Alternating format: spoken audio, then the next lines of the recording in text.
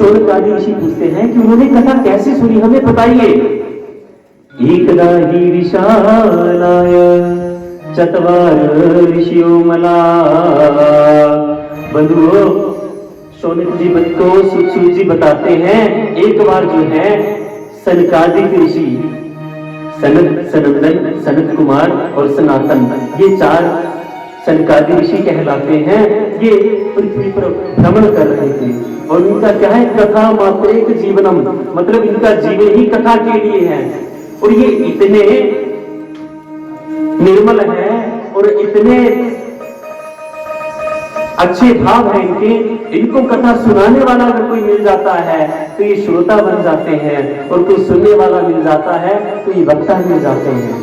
एक बार ये पृथ्वी पर भ्रमण कर रहे थे, अचानक दूर से उनको नारद जी आते हुए दिखाई दिए। और नारद जी हमेशा खिले हुए चेहरे वाले, नारायण का नाम जाप करने वाले, लेकिन जब वो वहां से आ रहे तो बड़ा मुख मलिन उनका और बड़ा उदास चेहरा था। तो उन्होंने सनकादि ऋषियों ने देखा और कथम ब्राह्मण दीन मुखम कुतश्चिंतनातुरो भवान् त्वरितं गम्यते कुत्र कुतश्चागमनं तव। दूर से आवाज लगाई, हे ब्राह्मण, कहाँ जा रहे हो? तुम्हारा चेहरा क्यों लटका है? कहां से आ रहे हो? क्या प्रयोजन है? तब नारद जी पास में आए और अपनी व्यथा बताने लगे। महाराज, मैं सत्संग के लिए धरती पर भ्रमण कर रहा था, पर मुझे सत्संग नहीं मिला। सनकादि ऋषि कहते हैं, अब घूमने से सत्संग थोड़ी नहीं मिलता है, सत्संग तो दूर के संतों की संगति में सत्संग मिलता है। तो वो कहते हैं, नारद जी, मैं कोई बम्बे पिकनिक में थोड़ी नहीं घूम रहा था, मैं भी तो तीर्थों में घूम रहा था। हरिरंगम, श्रीरंगम, रामेश्वरम, कुरुक्षेत्रम, कहते हैं सारे तीर्थों पे घुमा, लेकिन मुझे कहीं भी संतों का संग नहीं मिला। सभी अपने पद से भ्रष्ट हो गए हैं।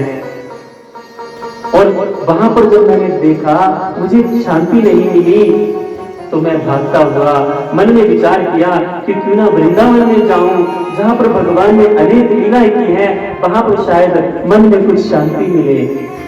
तुरंत भागते हुए वृंदावन पहुंचे तो दूर से दृष्टि पड़ी एक स्त्री वृद्धा जो कि रो रही थी।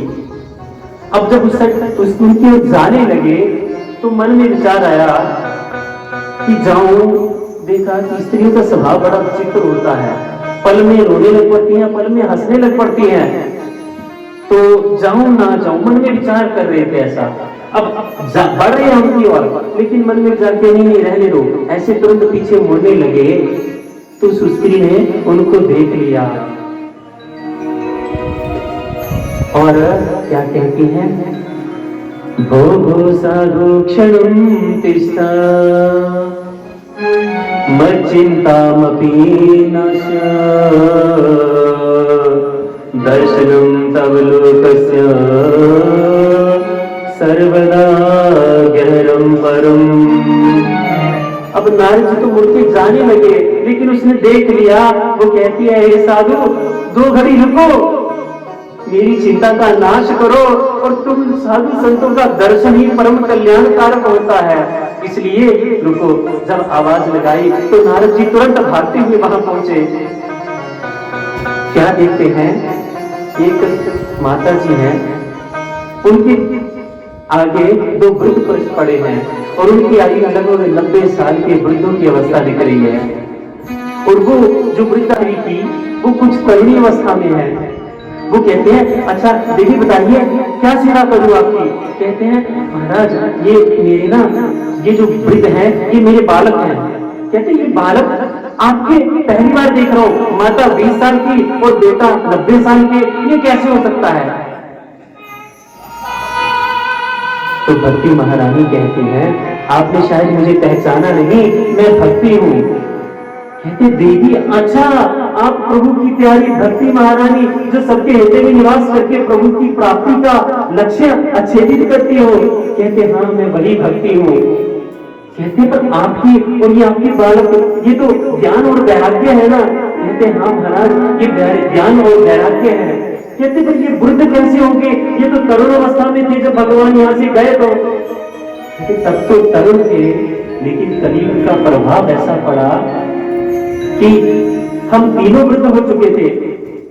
कहते हैं द्रविड़म उत्पन्नम, मैं द्रविड़ देश में उत्पन्न हुई, कर्नाटक में मैं फली, बड़ी वृद्धि को प्राप्त हुई, महाराष्ट्र में मैं कई जगह में सम्मानित हुई, और गुजरात में मुझे बुढ़ापे ने घेर लिया।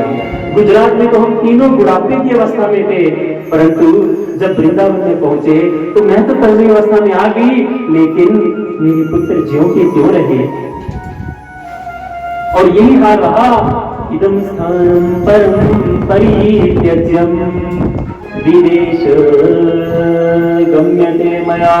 और कहते अगर यही अवस्था रही तो मैं इस स्थान को छोड़ के चली जाऊंगी। अब नारद जी व्याकुल हुए, अगर भक्ति महारानी चलेगी तो संसार का क्या होगा। तो नारद जी कहते हैं धन्यम वृंदावनम तेनम भक्ति नित्यंती यत्र च।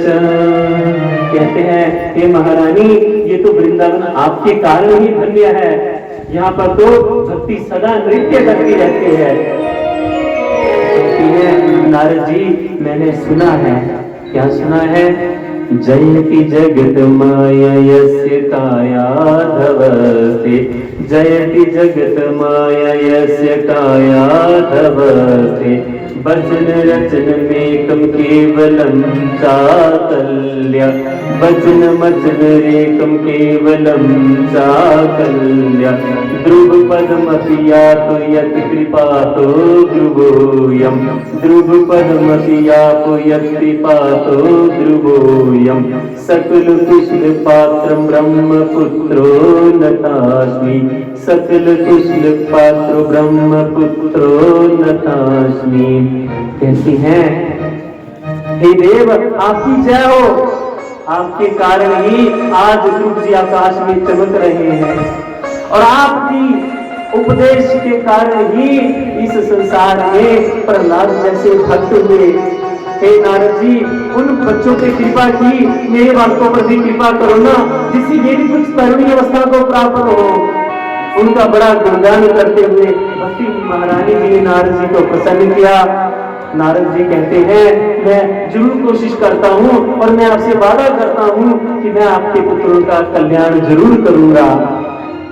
बंधुओं, नारद जी ने वेद वेदांत का पाठ शुरू कर दिया।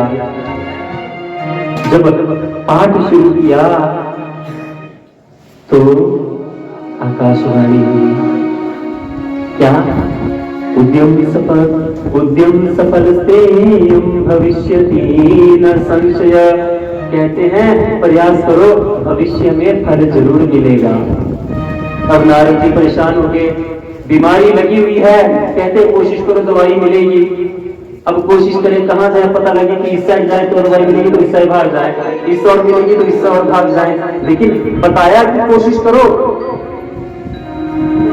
कहते हैं वेद वेदांत का पाठ सुनाया, हर तरह से प्रयास किया, लेकिन उनको कोई भी होश नहीं आई। किनको बंधुओं, किनको होश नहीं आई? हाँ जी, जोर से थोड़ा। भक्ति के पुत्रों को ज्ञान और वैराग्य को होश नहीं आया। उद्यम सफल, कोशिश करने के लिए उनको भविष्यवाणी हुई, अब कोशिश करने के लिए वो इधर भागते फिर रहे हैं कि कोशिश करो। अब कोशिश करने में क्या आया कि सत्कर्म करो। कहते सत्कर्म करो, सत्कर्म ही तो कर रहा हूँ, जैसे वेद वेदांत का पाठ सुना रहा हूँ, ये सत्कर्म ही तो है, ये कुछ गलत थोड़ी नहीं है। तो कहते हैं अच्छा सत्कर्म करो, लेकिन सत्कर्म कैसा होगा। आकाशवाणी ने एक और उदाहरण दिया, किसी संत से पूछो। कहते महाराज संत का नाम ही बता देते तो मैं जाके सीधा पूछता किस किस संत को पूछूं। अब नारद जी खुद संत हैं तो चले घूमने के लिए, पूछने के लिए कि किससे पूछें। भागते भागते पहुंचे किसी अपना, जो भी संत मिलते हैं, सन्यासी मिलते हैं, उनको पूछते हैं कि भैया सत्कर्म क्या है। अब जो सामने वाला है और उल्टा जवाब देता है, क्या कहते हैं, नारद जी ब्रह्मा का बेटा आप हो या हम हैं, ब्रह्मा के बेटे आप और हमसे पूछ रहे कि सत्कर्म क्या होता है, ये तो आपको पता होना चाहिए। अब पंडित जी का विद्वान बेटा और कोई पूछे कि एकादशी का वह किसी साधारण मनुष्य से तो क्या बोलेंगे कि पंडित कह देता आप हो, हमसे एकादशी हमें आपसे पूछनी चाहिए। अच्छा, तो नारद जी आश्रमों में गए, कहते हैं जब गए वहां पे खूब शोर हो रहा है, कहते हैं किसके बच्चे हैं। अब संत ढूंढ रहे हैं ना कि संत मिले, बच्चों को पूछा, कहते हैं हाँ जी अपना पिताजी कहाँ है, कहते हमारे गुरु जी कहाँ है, गुरु जी नहीं कहते वो तो हमारे पिताजी हैं। कहते पिताजी कहाँ है, कहते वो तो बाहर गए हैं। कहते अच्छा बाहर गए मतलब कहाँ गए हैं, कहते बस ये दूसरे मकान की रजिस्ट्री लेने के लिए गए हैं। मतलब तो कहते हैं देख रहे हैं कि बैरागियों के जो है घर बने हुए हैं, वहां पे घूमा कुछ नहीं मिला। अंत में विचार किया कि उस बद्रिका आश्रम में चलूं जहां पे नर नारायण जी ने समाधि और ज्ञान का उपदेश किया है, शायद वहां पर कुछ ज्ञान प्राप्त हो जाए। तो यही सोचकर मैं यहां आया।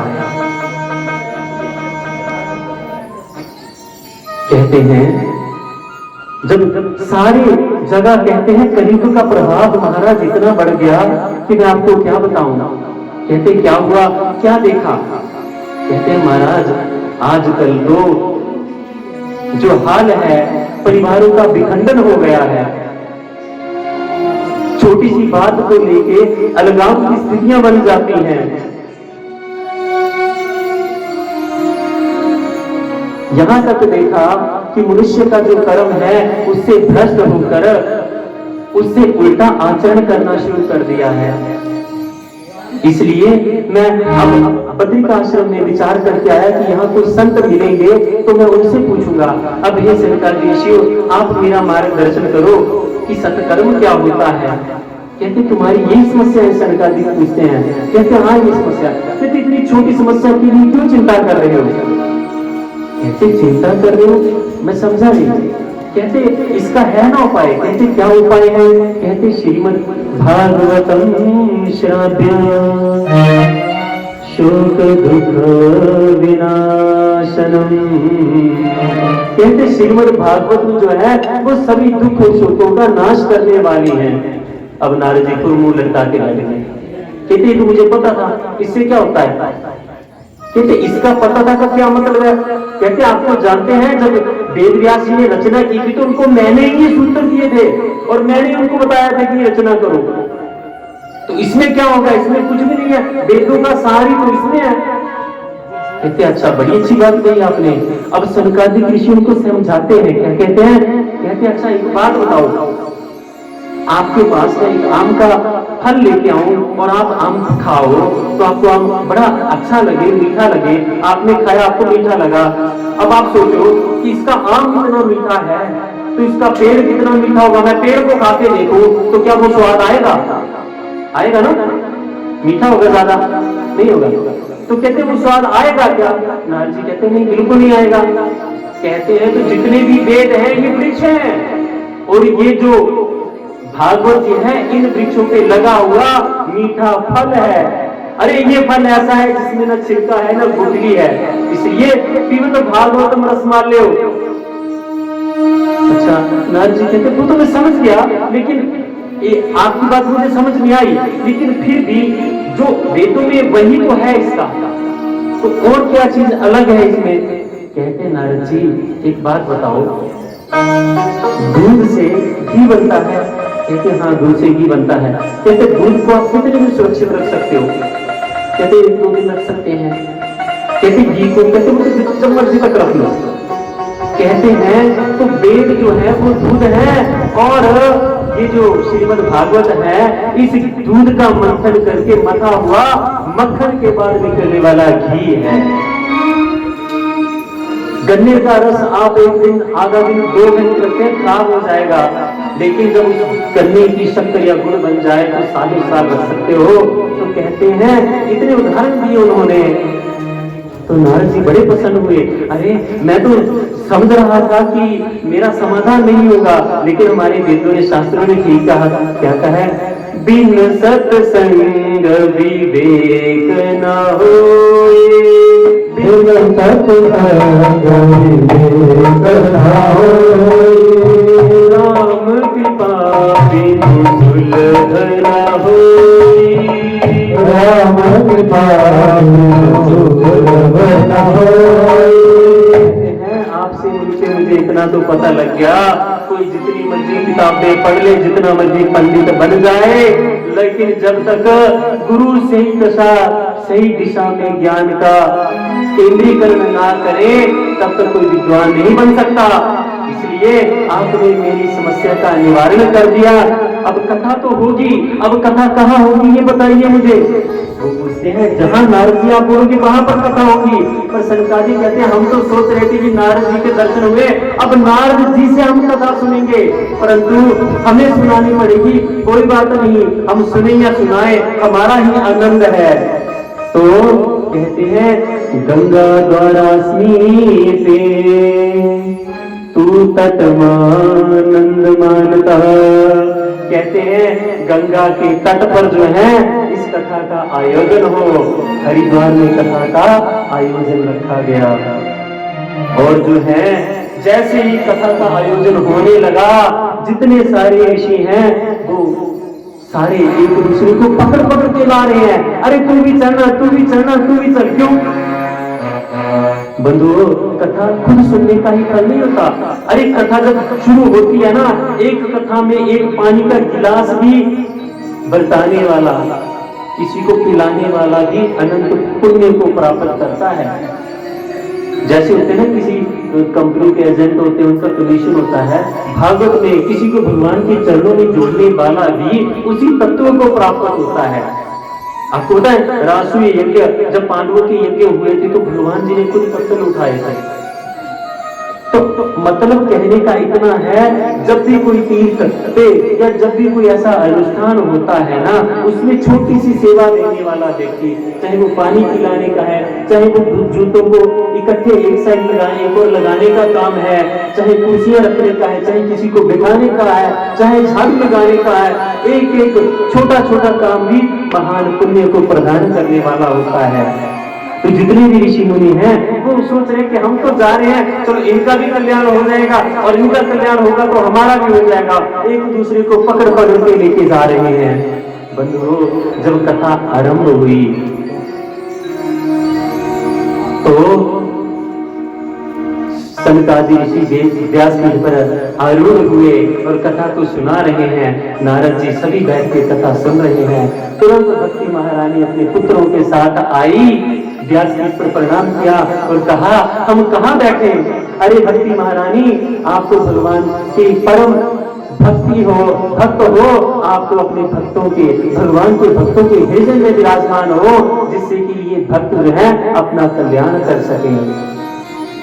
जैसे ही कथा विश्राम की ओर बढ़ती रही तो उनके पुत्र ज्ञान और वैराग्य पुनः तरुणी अवस्था को प्राप्त हुए। भक्ति महारानी बड़ी प्रसन्न हुई, नारद जी बड़े प्रसन्न हुए कि मेरे वचन की लाज बच गई। आज मेरे इतना सा उद्यम करने से ये तरुणी अवस्था को प्राप्त हुए। बोलो भागवत भगवान की, बोलो भक्ति महारानी की जय।